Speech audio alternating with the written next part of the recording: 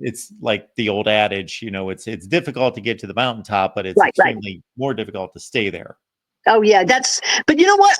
The Kenny mentality. I don't think they're going to have a problem because these players, as much as they kind of finished at the top, but they're also pissed off because they should have beat Texas. So if anything, they're pissed off because they're like, what could have been? We were one play away. So if there is any chance that they're complacent, I think a lot of them remember what it was like to lose that game when they really felt like they should have won the game. So anyway. Yeah, no doubt about that. And it just completely has changed how everyone has thought and perceived Arizona State football. They've just been an afterthought for a few years now, at least. And really the last thing that they made a mark on the national scene was Herm Edwards, obviously getting hired and then going through that whole process. But people were sleeping on Arizona State for good reason. They lost 18 games in 2 years, but here we are as a college football playoff team. And the quarterback comes back, Sam Leavitt. Obviously, we saw his progression last year. Do we expect that, if he gives us another 2024, that's plenty good, but is there room for improvement? I think there is. And Sam himself, it's actually kind of funny because Sam says he wasn't happy with 2024. Wow. I thought he was pretty darn good, but he said he wasn't happy with 2024. I think we're going to see a little bit of a different Sam Leavitt because you don't have Cam Scatterbo. So, they kind of played it a little bit conservative with Sam at first because he was a true freshman and it's his first kind of big stage, first time being the starter, in college. So they kind of, deferred to the running game a lot because they had that horse in the backfield. I think this year you're going to see them take the reins off a little bit more and let him kind of wheel and deal and throw the ball downfield. And even more so, I think you're going to see him do more with his legs because we saw what he can do when he gets out in open field, and he's tough to tackle. And that's one thing that they really didn't want him to do a lot last year was all the running around. But I think this year you're going to see more passing downfield. And of course, he's got Jordan Tyson back, and most people have Jordan Tyson as the first wide receiver off the board next year in the NFL draft. So I think it just might be a little bit of a different offense. And as far as the running back, I think you're going to see running back by committee as opposed to expecting one guy to rush for or combine receiving and rushing for 2,500 yards. So I think it'll be just a little bit of a different offense. So just a different complement of running backs because none of them are the guy, or is there like a power dude and a speed guy and a catch out of the backfield kind of guy? Yes. They've got a lot of guys with potential. So it's just a matter of who's going to be the guy. But I think you're going to see a lot of guys get carries to establish who is going to be the guy. And yes, there are different players with different skill sets. I think Raleek Brown has great potential. He's kind of the shifty speed back, very small but dynamic. And he was out with a hamstring injury all of last year. So I think he's going to be good. And then you've got Kanye Udo, the transfer from Army. He's used to being a workhorse out of the backfield.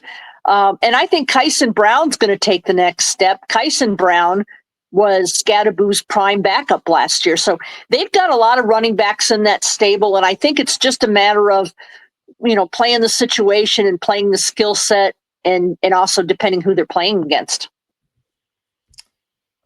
Yeah, so the offensive line brings back 4 starters, and obviously they did their jobs last year, so that's a good sign. Yeah, the dynamic there that's changed a little bit is that Ben Coleman is moving from right guard to center. They had Lee Fautanu there the last 2 years, and he pretty much played every snap the last 2 years. So that's just a little bit of a dynamic there that's shifted. You've got 4 starters back, but you've got one playing a new position.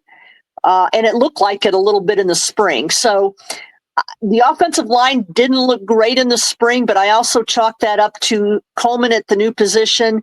They had a couple of linemen that did not participate in spring due to some offseason injuries and whatnot. So I think the offensive line just didn't look great in the spring, but I don't think it's anything to be concerned about.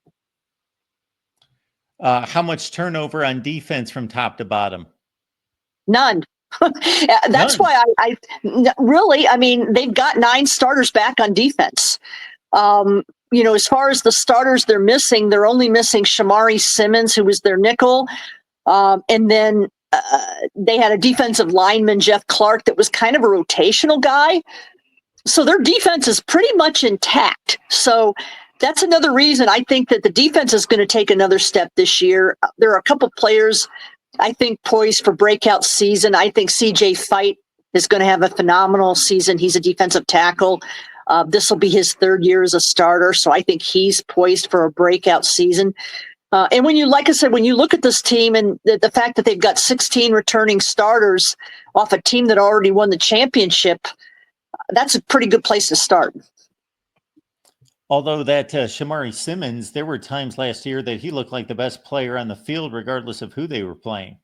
No, he's a phenomenal player, and I'm surprised he didn't get drafted. I really thought somebody would draft him. He doesn't quite have to have the speed or athleticism maybe that pros were looking for.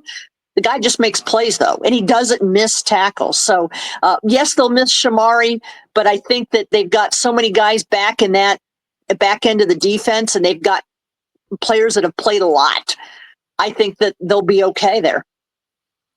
Got Michelle Gardner on the line from the Arizona Republic, where she covers Arizona State football and had a much better time doing so last year than she did the previous couple years. Absolutely. Sure. I mean, I'll tell you what, I undervalued how much more fun it can be when you have a team that's actually playing well and doing things that they were in no way expected to do. And I mean, I looked at it and I was exhausted by the end of the season, but they played until January, which they don't usually do. So, we talked about it a lot at Media Day.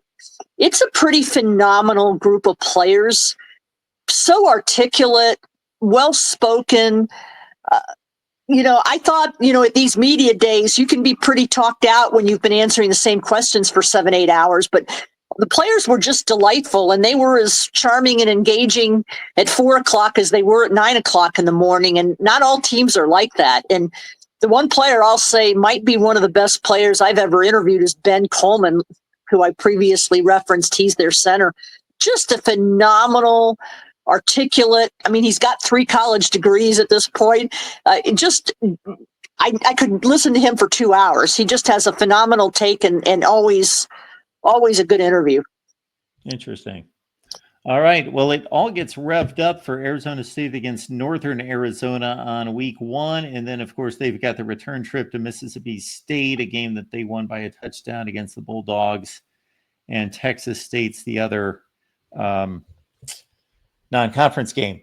So when you look at the Big 12, your takeaway from media days, I'll just kind of leave the floor open to you, whether that's a Dion take or a Brett Yormark take or any of the other teams or coaches. What did you take away from media days this week? I mean, Dion, we knew Dion liked Kenny because Dion and Kenny went back and forth on social media praising each other. So he was pretty funny in talking about that. Everybody pretty much talked about how balanced it is and not having a poll. And Yormark said that ASU was disserviced. And I think you and I had talked about this last year by being picked last. And they end up being the surviving team.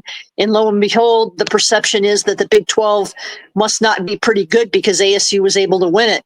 Well, I think people saw at the end of the year, ASU is a pretty darn good team. I mean, I think they did the Big 12 well. When you look at how they played against Texas, I think everybody was looking to see how they were going to fare against a brand program in Texas. And they held their own and really, by most accounts, should have won the game. I was there. I think if there's a targeting call that should have been called, they probably win the game.